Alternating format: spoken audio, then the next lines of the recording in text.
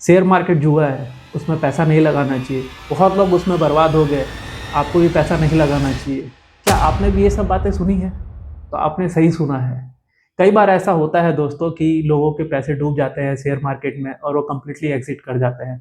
ये सब चीज़ें तब होती है जब लोग डिसिप्लिन पे नहीं होते या कुछ पर्टिकुलर शेयर पे इन्वेस्टमेंट कर देते हैं या छोटे पेनी स्टॉक्स पे इन्वेस्टमेंट कर देते हैं या किसी रैंडम पर्सन के सजेशन वाले शेयर पे इन्वेस्टमेंट कर देते हैं।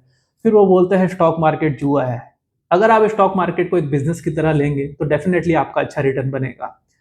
क्या आप भी स्टॉक मार्केट में इन्वेस्टमेंट करना चाहते हैं, लेकिन आपके पास गाइडलाइंस नहीं है, कैसे शुरुआत करें? क्या मुझे स्टॉक मार्केट में इन्वेस्टमेंट करना चाहिए या नहीं करना चाहिए? आइए इस वीडियो में हम डिस्कस करते हैं कि किसको स्टॉक मार्केट में इन्वेस्टमेंट करना चाहिए, किसको नहीं करना चाहिए, अगर करना है तो कैसे करना है? सब कुछ इस वीडियो में हम आज डिस्कस करेंगे। नमस्कार, मेरा नाम है अरुण कुमार अग्रवाल और मैं एक सेबी रजिस्टर्ड रिसर्च एनालिस्ट हूँ। स्टॉक मार्केट क्या होता है? स्टॉक मार्केट ऐसा है, अगर किसी कंपनी का आपने शेयर खरीदा तो आप उस कंपनी के शेयर होल्डर बन गए। मतलब एक किस्म से आप उस कंपनी के मालिक बन गए, भले ही आपने एक शेयर कर क्यों ना खरीदा हो। और बहुत सारी कंपनियां ऐसे हैं, जैसे महिंद्रा हॉलिडे है। अगर आप कंपनी के शेयर होल्डर हैं, अगर आपके पास एक शेयर भी है, तो आपको महिंद्रा हॉलिडे के हर एक रिसॉर्ट पे कुछ डिस्काउंट्स मिलेगा। तो शेयर होल्डर बनना किसको अच्छा नहीं लगता। बट यहाँ बात आती है कि कैसे इन्वेस्ट किया जाए शेयर मार्केट पे। शेयर मार्केट में इन्वेस्ट करना काफ़ी डिफ़िकल्ट होता है। कई लोगों ने यहाँ पर अपने पैसे भी गँवाए, कई लोगों ने अपने पैसे मल्टीप्लाई भी किए। काफ़ी लोगों के मन में ये सवाल होता है कि हम भी इन्वेस्टमेंट करें, बट उनको ज़रिया नहीं मिलता, रास्ते नहीं मिलते, सही गाइडलाइंस नहीं मिलती और वो लास्ट में हताश होके स्टॉक मार्केट को एक जुआ समझ के छोड़ देते हैं।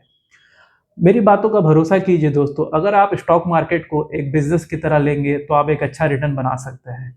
जैसे आपने एक बिज़नेस चालू किया, 10 लाख, 5 लाख, 1 करोड़ कुछ भी अमाउंट आपने लगा के चालू किया। होता है कई बार कि आपकी बिज़नेस अच्छा रिटर्न नहीं दे रही है, बट क्या आप बिज़नेस को बंद कर देते हैं? आप मुझे स्टडी करते हैं कि क्या प्रॉब्लम हुआ, क्या इश्यू हुआ? स्टॉक मार्केट भी ऐसा ही है, अगर अच्छे दिनों में आप पैसे लगाएँगे तो स्टॉक का वैल्यूएशन आपको हाई ही मिलेगा। बट बुरे वक़्त में अगर आप पैसा लगाते हैं तो आपको स्टॉक से काफ़ी अच्छा रिटर्न मिलेगा। बट यहाँ बात आती है कि बुरे टाइम पे कंपनी डूब भी सकती है, आपका पैसा बर्बाद भी हो सकता है। तो कैसे एक स्टॉक को एनालिसिस करें कि ये कंपनी यहाँ से ऊपर जा सकती है, जो प्रॉब्लम्स है वो सॉल्व हो सकते हैं। दोस्तों इसी के लिए रिसर्च एनालिस्ट होते हैं, जो कंपनी का वैल्यूएशन चेक करते हैं, कंपनी का बैलेंस शीट चेक करते हैं कि सब सही है या नहीं है। स्टॉक मार्केट में इन्वेस्टमेंट करने के बाद आपको उस शेयर को होल्ड करना काफ़ी ज़रूरी है। आप बिलीव नहीं करेंगे, ऐसे बहुत सारी कंपनियां मेरे पास भी है जो 2 साल 3 साल से रिटर्न नहीं देती है, बट मैं स्टिल उसे होल्ड करके रखता हूं और कुछ टाइम के बाद वो ऐसा सिचुएशन आता है कि मुझे 6 महीने साल भर में ही वो अच्छा खासा रिटर्न दे देता है। कंपनीज में प्रॉब्लम्स आती है, हमको वो रीड आउट करना पड़ेगा कि वो जो कंपनी की प्रॉब्लम है वो टेम्परेरी है या परमानेंट है। क्या ये कंपनी उससे बाहर निकल सकती है? उसी बेसिस पे हमको इन्वेस्टमेंट करना चाहिए। हर कुछ सालों में एक स्कैम हो जाता है, जैसे हर्षद मेहता स्कैम तो आप सभी जानते हैं, सन 1990 में हुआ था। वैसे ही आप सन 2000 में आईटी बबल्स भी सुने होगा आपने। वैसे ही सन 2008 में आपने कुछ सुना होगा कि स्टॉक मार्केट क्रैश हो गया। ये किसी ना किसी की वजह से होता है, बट ये एक पैनिक क्रिएट होता है मार्केट में, कुछ कंपनियों की वजह से ये प्रॉब्लम्स आते हैं। तो स्टॉक मार्केट में इन्वेस्ट करने का यही तरीका है दोस्तों कि आपको एक कंपनी के ऊपर आपके सारे पैसे नहीं लगाने हैं। आपको आपके फंड को डिवाइड करके रखना है। आप जैसे बिज़नेस में भी इन्वेस्ट करते हैं, इसका मतलब तो यही नहीं है ना कि आपने अपने ₹100 अगर आपके पास है, तो 100 के ₹100 आपने बिज़नेस में लगा दिए। कुछ पैसे आप प्रॉपर्टी पे लगाते हैं, कुछ पैसे आप गोल्ड पे लगाते हैं, कुछ पैसे आप बिज़नेस पे लगाते हैं। तो यहाँ पे स्टॉक मार्केट में भी वैसा ही है दोस्तों। अगर आप यहाँ इन्वेस्ट करते हैं, तो आपको एक पर्टिकुलर कंपनी के शेयर पे सारे पैसे नहीं लगाने हैं, आपको डिवाइड करके लगाने हैं पैसे हर एक कंपनीज़ पे। जो कंपनी आपको ज़्यादा अच्छी लगती है, उस पे थोड़ा एलोकेशन ज़्यादा बढ़ा सकते हैं। अगर स्टॉक मार्केट में इतना ही प्रॉब्लम होता है, तो श्री राकेश जी झुनझुनवाला हैं, श्री राधा दामानी जी हैं, जो कि डी-मार्ट के ओनर हैं, विजय केडिया जी हैं, ऐसे बहुत सारे बड़े नाम हैं, जिन्होंने काफ़ी पैसा कमाया है। इन सब में एक ही बात कॉमन थी कि इन्होंने एक अच्छे कंपनी को फाइंड आउट किया और उसे लंबे टाइम तक होल्ड किया। यहाँ तक कि आप राकेश झुनझुनवाले की भी आप वीडियोस देखेंगे या इंटरव्यूज़ देखेंगे, तो उन्होंने अगर 20 शेयर्स लिए थे, तो 5 टू 7 शेयर्स ही ऐसे थे जो मल्टीबैगर्स बने। बाकी 5 से 7 शेयर ऐसे थे जो नॉमिनल रिटर्न्स दिए और 5-6 कंपनियाँ तो लगभग वाइंड अप हो गई। तो गलतियां सबसे होती है, बट उन्होंने एलोकेशन किसी एक शेयर पे नहीं किया था, उन्होंने अपने पैसे को डिवाइड करके मल्टीपल कंपनीज पे लगाया था। अब मैं बताने वाला हूं कि स्टॉक मार्केट में कैसे इन्वेस्टमेंट करना चाहिए, किसे इन्वेस्टमेंट करना चाहिए और किसे नहीं करना चाहिए।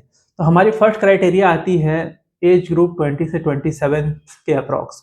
जो लोग 20 से 27 के बीच में हैं, उन्हें स्टॉक मार्केट में आई थिंक इन्वेस्टमेंट नहीं करना चाहिए। ये टोटली मेरा पॉइंट ऑफ व्यू है। ये इनिशियल एज ऑफ अर्निंग्स होता है। मेरा सबसे यही रिक्वेस्ट है कि आप एसआईपी के माध्यम से म्यूचुअल फंड में इन्वेस्टमेंट करें। म्यूचुअल फंड की मैंने एक वीडियो भी बनाई थी, आपको मैं लिंक शेयर कर दूंगा नीचे, आप उसे देख सकते हैं। होता क्या है, 20 से 27 के बीच में इनकम्स काफ़ी कम होती है। 20 से 27 एज के बीच में आप छोटा छोटा एसआईपी कीजिए, और आपको अगर कभी फंड मिलता है तो आप बूस्टअप के लिए उसमें लमसम इन्वेस्टमेंट बीच बीच में कर सकते हैं। आफ्टर 27 आपको थोड़ा सा फंड 20 से 30% निकाल के स्टॉक मार्केट में इन्वेस्टमेंट करना चाहिए, और वो भी किसी एक्सपर्ट या रिसर्च एनालिस्ट के गाइडलाइंस में करना चाहिए। दोस्तों, मैंने ऐसा क्यों कहा कि 20 से 27 एज के बीच में आपको म्यूचुअल फंड में इन्वेस्ट करना चाहिए, स्टॉक मार्केट में नहीं करना चाहिए? उसका बहुत बड़ा रीज़न ये है कि उस समय आपकी जो लमसम इन्वेस्टमेंट है वो काफ़ी कम होती है। अब काफ़ी यंग लोगों को ऐसा लगता है, जो 20 से 25 साल के बीच में है, कि मैं महीने का 2000 लगाऊंगा तो उससे क्या हो जाएगा, मैं महीने का 5000 लगाऊंगा तो उससे क्या हो जाएगा, या महीने का 500 रुपये लगाऊंगा तो उससे क्या हो जाएगा। मैं आपको दिखाता हूँ कि छोटे अमाउंट से क्या होता है, एक छोटा पौधा जो है बड़ा पेड़ कैसे बनता है। पहले एसआईपी हम यहाँ लेके चलते हैं 500 रुपीज़ मंथली, जो हर एक के लिए आज के दिन में मेरे हिसाब से इंडिया में पॉसिबल है, यहाँ तक छोटे वर्कर के लिए भी। एंड एक्सपेक्टेड रिटर्न 15%, जो कि आप अगर एक फ्लेक्सी फंड में या फिर स्मॉल कैप म्यूचुअल फंड्स में लगाएंगे तो आपको मिल सकता है 15 साल के लिए। एंड टोटल वैल्यू आपकी 3 लाख रुपीज़ की आती है, जो कि बहुत अच्छा है। इसमें रिटर्न आपको 2,18,000 मिला है।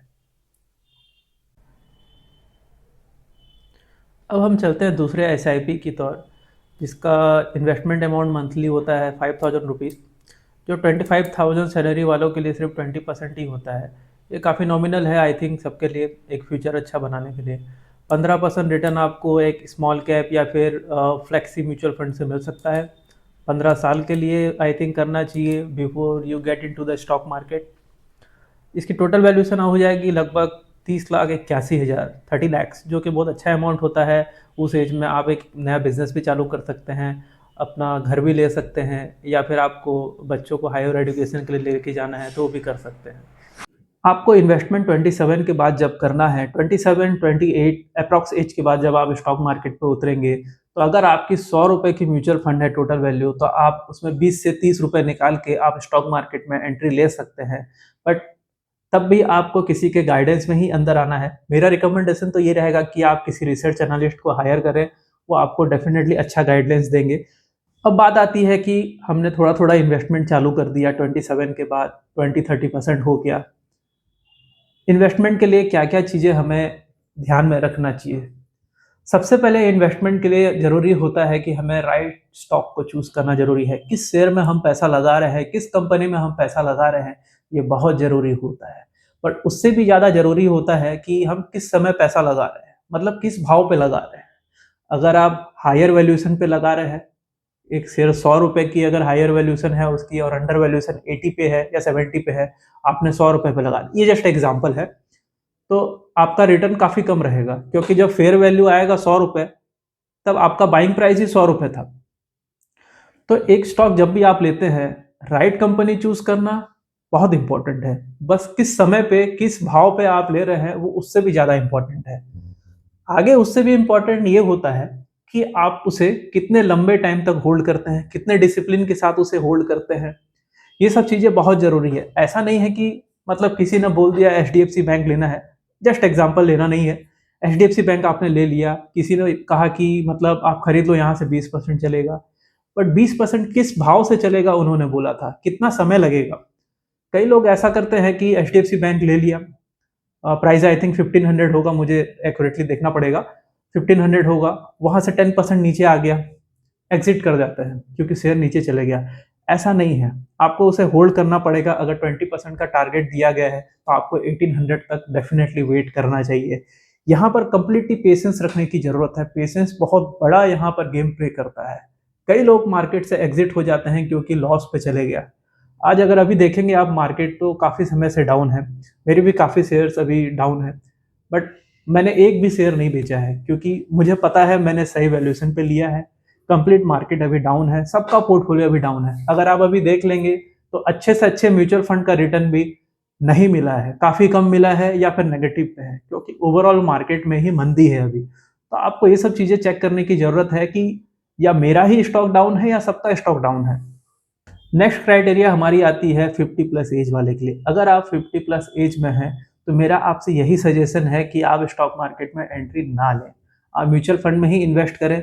अगर पहले से इन्वेस्टमेंट करते हैं तो दूसरा केस हो जाता है, उस पर आपको इन्वेस्टमेंट करना चाहिए कुछ अमाउंट। लेकिन अगर आप न्यूली एंटर करना चाहते हैं मार्केट में 50 एज के बाद, तो आपके लिए काफ़ी अनसिक्योर है।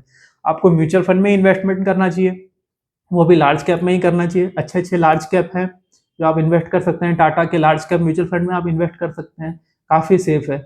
उस एज पे आपको डिफिकल्टीज नहीं होना चाहिए फंड के लिए। अनसर्टेनिटीज बहुत होती है, कभी भी एक बड़ा अमाउंट ऑफ एक्सपेंसेस आ सकता है।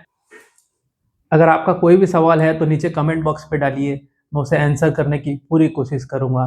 आज के वीडियो के लिए इतना ही, फिर मिलते हैं एक नए वीडियो के साथ। धन्यवाद।